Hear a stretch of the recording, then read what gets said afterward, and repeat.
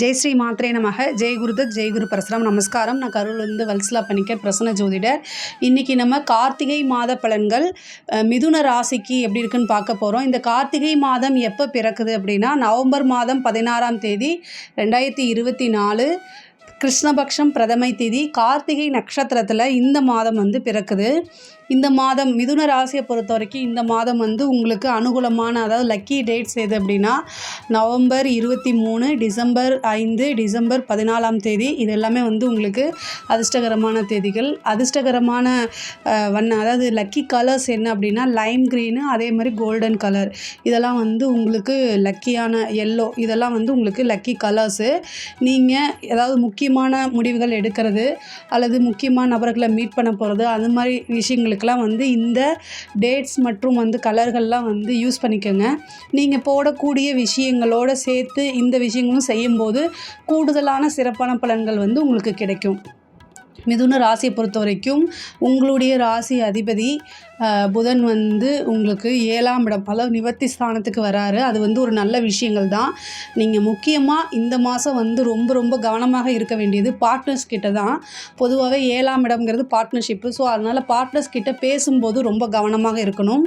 நீங்கள் ஒரு பிரச்சனையை சால்வ் பண்ணுறேன் அப்படின்னு மனசில் வச்சுக்கிட்டு தேவையில்லாத விஷயங்களை நீங்கள் விட்டுறக்கூடாது. ஏன்னா 7ஆம் இடம், அதாவது மிதுன ராசியை பொறுத்த வரைக்கும் 7ஆம் இடம்ங்கிறது நிவர்த்தி ஸ்தானம் மட்டும் கிடையாது. அது உங்கள் ராசியை பொறுத்த வரைக்கும் பாதகஸ்தானமாக இருக்குது.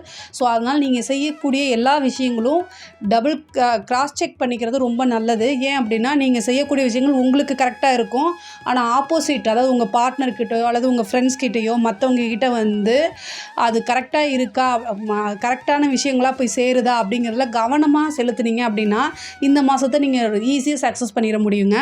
தொழிலை பொறுத்த வரைக்கும் உங்களுக்கு ரொம்ப சூப்பராக தான் இருக்குது. எப்பவும் போல தான், எந்தவித தடையும் கிடையாது. நீங்கள் நினச்ச விஷயங்களை சாதிக்க முடியும். அனுகூலமான விஷயங்கள் நிறையா உண்டு. அதே நேரத்தில் சில அலைச்சல்களும் இருக்குது. அலைச்சல்களை தவிர்க்கவே முடியாது. மிதுன ராசியை பொறுத்த வரைக்கும் அலைச்சல்களை தவிர்க்க முடியாத ஒரு விஷயம். உங்களுக்கு பிடிச்சாலும் சரி பிடிக்கலனாலும் சரி இது இருந்துட்டு தான் இருக்கும். இந்த மாதம் கூடுதலாகவே இருக்கும். ஆனால் ஒரு டைமுக்கு 2 டைம் நீங்கள் அலைஞ்சு தான் ஆகணும். அப்போ தான் சக்ஸஸ் பண்ண முடியும். இந்த விஷயங்களுக்கெல்லாம் நீங்கள் அசரக்கூடாது. அப்போ தான் ஒரு வெற்றி அப்படிங்கிறது உங்களை தேடி தானாக வரக்கூடிய அமைப்புகள் இருக்குது. திடீர்னு ஒரு அதிர்ஷ்டம் அடைக்கிறதுக்கு உண்டான இருக்குது. உங்களுக்கு 5 கூடிய சுக்கிரன், அதாவது நல்ல அதிர்ஷ்டம் கொடுக்கக்கூடிய சுக்கிரன் அஷ்டமத்துக்கு போகிறாரு. டிசம்பர் 2க்கு அப்புறம் சுக்கிரன் போகிறாரு. அதை செவ்வாய் பார்க்குறாரு. கடனால் இருக்கக்கூடிய பிரச்சனைகள் உங்களுக்கு இந்த மாதம் சீக்கிரமாக சால்வ் ஆகிறதுக்கு உண்டாகும்.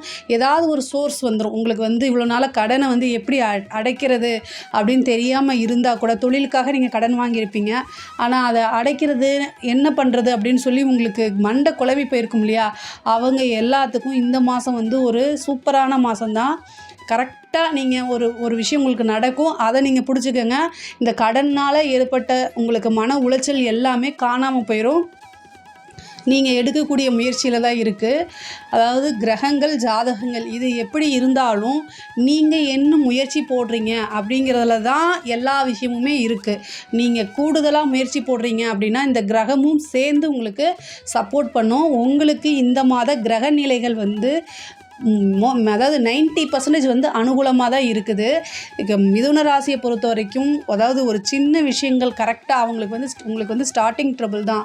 ஸ்டார்ட் பண்ணிட்டீங்கன்னா நீங்கள் பாட்டுக்கு நிற்காமல் போயிடுவீங்க. பட் ஆனால் என்னென்னா உங்களுக்கு புஷ் பண்ணி விடுறதுக்கு ஒரு ஆள் வேணும். பட் ஆனால் என்னென்னா, அதாவது கசப்பான உண்மை என்ன அப்படின்னா, நமக்காக யாரும் வரமாட்டாங்க, நமக்காக நம்ம தான் வரணும். அந்த ஸ்டாண்டில் இருந்துக்கங்க. நீங்கள் நிறைய பேர்த்துக்கு ஹெல்ப் பண்ணுவீங்க. பட் ஆனால் உங்களுக்கு ஒரு விஷயம் தேவைப்படும் போது ஆள் வரமாட்டாங்க. ஏன்னா புதனே தாய் தந்தையரை பிரிஞ்சு இருந்த கிரகங்கள் தான். ஸோ அதனால் இந்த விஷயங்களை மனசில் வச்சுக்கிட்டிங்கனாலே உங்களுடைய லைஃப் ஃபுல்லாகவே நீங்கள் சக்ஸஸ் பண்ணிட முடியுங்க. வேலையில் இருக்கக்கூடியவங்களுக்கு இந்த மாதம் நல்ல பலன்கள்லாம் இருக்குது. திடீர்னு ஒரு நல்ல ப்ரமோஷன்ஸ், அதாவது நீங்கள் இவ்வளோ நாளாக பார்த்துட்டு இருந்த இதுக்கும் இந்த மாதத்தில் உங்களுக்கு இவ்வளோ நாளாக அங்கீகரிக்கப்படாது உங்களுடைய விஷயங்கள் நீங்கள் கடினமாக ஒரு உழைப்பை போட்டு நிறைய விஷயங்கள் செஞ்சுருப்பீங்க. உங்களுடைய டேலண்ட்டு, உங்களுடைய விஷயங்கள் எல்லாமே அங்கீகரிக்கப்படாமல் இருந்தால் கூட இந்த மாதம் வந்து உங்களுக்கு நல்ல அனுகூலமான விஷயங்கள். ஏன்னா சூரியன் வந்து உங்களுக்கு 6ஆம் இடத்துல இருக்கார்.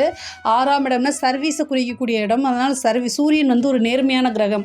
ஸோ நீங்கள் பார்த்துட்டு இருக்கக்கூடிய உத்தியோகத்தில் உங்களுடைய நேர்மைக்கு தகுந்த பலன் உறுதியாக கிடைக்கும். அதில் எந்தவித மாற்று கருத்துமே கிடையாது. ஆனால் இந்த மாதம் பிறக்கும்போது புதனும் சனியும் வந்து பார்வை இருக்குது. அதனால் வந்து ஒருத்தரை பற்றி இன்னொருத்தர்கிட்ட புறம் பேசுறது கூடாது. நீங்கள் எப்போவுமே பேச மாட்டீங்க, இருந்தாலும் சொல்லிடுறேன். இந்த மாதம் வந்து உங்களுக்காக தோணும், அவங்க இப்படி பண்ணாங்களேன்னு. சாதாரணமாக ஒரு விஷயத்தை நீங்கள் சொல்ல போய் அது 1க்கு 2ஆக தேவையில்லாத வதந்தியாக மாறுறதுக்கு உண்டான அமைப்பு இருக்குது. அதனால நிறைய கவனமாக இருங்க. மற்றவங்கள பற்றி எந்த விதத்துலையுமே நீங்கள் பேசாதீங்க. அதனால உங்களுக்கு பிரச்சனைகள் வருமே தவிர எந்த அனுகூலமும் இல்லை. அதனால் பேசவே பேசாதீங்க. பொதுவாகவே மிதுன ராசிக்காரங்க நிறைய பேசுவாங்க. உங்களுக்கு பேசுகிறது தான் வந்து ரொம்ப பிடிச்சமான ஒரு விஷயமா இருக்கும். ஆனால் உங்களுடைய பேச்சுக்களை இந்த மாதம் வந்து ரொம்ப குறைச்சிக்கிறது நல்லது. ஏன்னா உங்களுடைய ராசி அதிபதியே பாதகஸ்தானத்தில் இருக்கார். நீங்கள் நல்லதுன்னு ஒரு விஷயத்தை போய் சொல்ல போவீங்க. ஆனால் அந்த நல்லது அப்படியே அவங்களுக்கு போய் சேருமானா அது சேராது. ஸோ அதனால் இந்த மாதம் வந்து உங்களுக்கு நிறைய அதிர்ஷ்டம் கிடைக்கணும், நல்ல அனுகூல மாதமாக இருக்கணும் அப்படின்னா நீங்கள் செய்ய வேண்டியது கோவிலுக்கு போய் தீபம் போடுறதை விட பேசுகிறதுல ரொம்ப நிறுத்தி நிதானமாக பேசணும். மேக்ஸிமம் அமைதியாக இருக்கணும். நீங்கள் அலைஞ்சு ஒரு விஷயத்தை செய்வீங்க, கடைசியில் உங்களுடைய பேச்சினாலே அது மிஸ் ஆகி வேறு பக்கம் போயிடும். இது எல்லாமே இந்த மாதம் நடக்கிறதுக்கு உண்டான வாய்ப்பு இருக்குது. அதனால் உத்தியோகத்தில் இருக்கிறவங்க ரொம்ப கவனமாக இருங்க. ஆனால் உங்களுக்கு அங்கீகாரமும் இந்த மாதம் நல்லா கிடைக்கும். அதே மாதிரி நீங்கள் இவ்வளோ நாளாக ஏதாவது ஒரு விஷயத்துக்காக லோனுக்கு ட்ரை பண்ணிகிட்ருப்பீங்க. ஒரு வீடு கட்டுறது, புதுசாக ஒரு பிஸ்னஸ் ஆரம்பிக்கிறது, இந்த மாதிரி.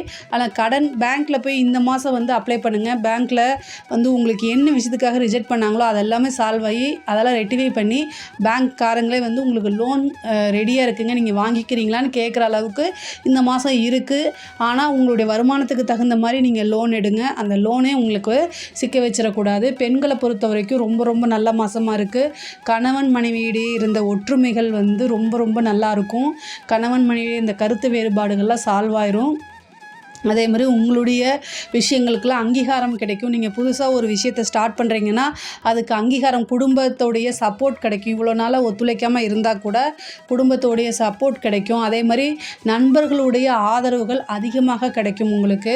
முக்கியமாக நீங்கள் எங்கேயாவது போகிறீங்க, ஏன்னா சுக்கிரன் அஷ்டமத்திற்கு வராரு. ஸோ அதனால் எங்கேயாவது நீங்கள் வெளியூர் பிரயாணம், உத்தியோக ரீதியாகவோ தொழில் ரீதியாகவோ வெளியில் போகும்போது வீட்டில் இருக்கக்கூடிய, அதாவது திருமணமானவங்களாக இருந்தால் கணவர்கிட்டையும், திருமணமாக ஆகாதவங்களாக இருந்த பேரண்ட்ஸ் கிட்டேயும் கண்டிப்பாக சொல்லிட்டு போகணும். அஷ்டமத்தில் எப்போல்லாம் வந்து சுக்கிரனோ அல்லது உங்களுடைய ராசி அதிபதி புதன் வருவாரோ அப்போல்லாம் வந்து நீங்கள் இன்ஃபர்மேஷனை வந்து பாஸ் பண்ணணும். நீங்கள் ஒரு ட்ரெயினில் போனால் கூட அந்த ட்ரெயினை வந்து என்ன ட்ரெயின், என்ன நம்பரு, என்ன கோச்சு அப்படிங்கிறதெல்லாம் சொல்லிட்டு போகிறது உங்களுடைய பாதுகாப்பு அப்படிங்கிறது ரொம்ப முக்கியமானது.